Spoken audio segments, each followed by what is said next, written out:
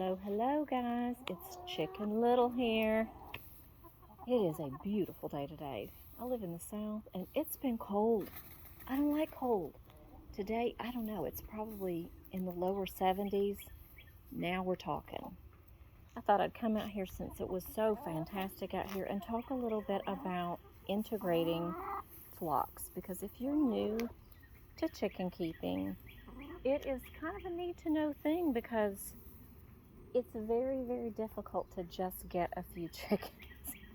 Trust me, you'll figure that out if you get some. But what we've always done, and listen, I'm not telling you guys what to do. You do things how you want to do it, but we've been doing this for a while. We have probably successfully integrated, I don't know, 5 or 6 flocks of chickens, and we've got more coming in April. So we'll be doing it all over again. But what we have done, I can just break it down and tell you the one most important thing is to be patient, because it's a process. You never ever want to have existing chickens, existing hens, and throw chicks in with them, because they will get killed. You never want to have an existing flock and throw another existing flock in with them, because they will fight, and sometimes to the death. So the best way to go about it is to let them meet each other safely with some sort of barrier between them. You know, a fence, whatever it is that you've got, however your setup is. If you want to put a small brooder within your coop, if you have the space for that. And there's the pecking order in action. That's Hazel. Hazel is the teacher of everyone, the bad teacher. But what we do is, when we get new chicks, and the last group of chicks we got, there were 5 together, and only 3 turned out to be girls. So the 2 roosters had to be rehomed. We can't have roosters where we live. So it was a little more difficult this time, because we had 11 girls, hens, and we had to put 3 newbies in with them. So it was a little more challenging, because there were so many big girls and so few little girls. But what we do is, from the very first day we get them, we put them in the coop in a separate pen. We always take a pen and put it right here in the front of the building, a 6-foot by 6-foot pen, and it is a chain link fence, but we line it with chicken wire.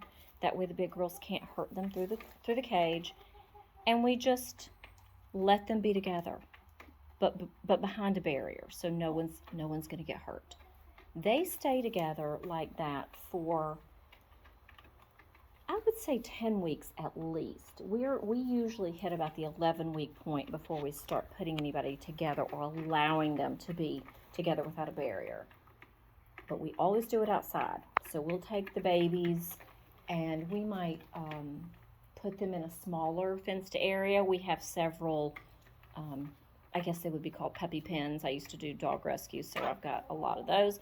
We'll take a puppy pen and sort of like spread it out, and that way we can let the big girls come in there, but the babies still have plenty of space to get away from them. We'll do that maybe 10 minutes, 15 minutes the first day. Repeat and rinse and repeat. And we do that every day, lengthen the time, ultimately let them out into the big yard together, and it just takes patience. So I would say, before we feel safe leaving them together alone, maybe until they're 4 months old. So this is not something that you need to rush, because during that time that you're monitoring them, they're working out their pecking order. You might have a young one that decides she's going to be the boss of one of the existing older hens, and that hen might be perfectly fine with that. So let them work it out. I'm going to tell you right now, there's going to be chasing and feather pulling and squawking. It can get a little crazy. As long as no one's hurt, let them do what they do. Look at that. Girl, you're going on YouTube pooping right in front of the camera like that. But yeah, that's how we do it. We take our time. We let them see each other throughout their entire little young lives. And then at about 4 months is when we really start to put them together. And if we feel like they're not ready, we'll give it another week or two. Never, never, never just toss them together. Because I see people advising people online all the time, just toss them in at night. They won't notice, and they'll get up the next morning and they will just assume, I'm sorry, I'm in here again bothering you, that they've always been here. And that's not true, guys. These birds are not stupid. They are not going to get up the next day and say, you weren't here yesterday, but I guess you're part of our flock, so let's be best friends. It's not that easy. They have to establish a pecking order, and the safest and best way is to just give it time.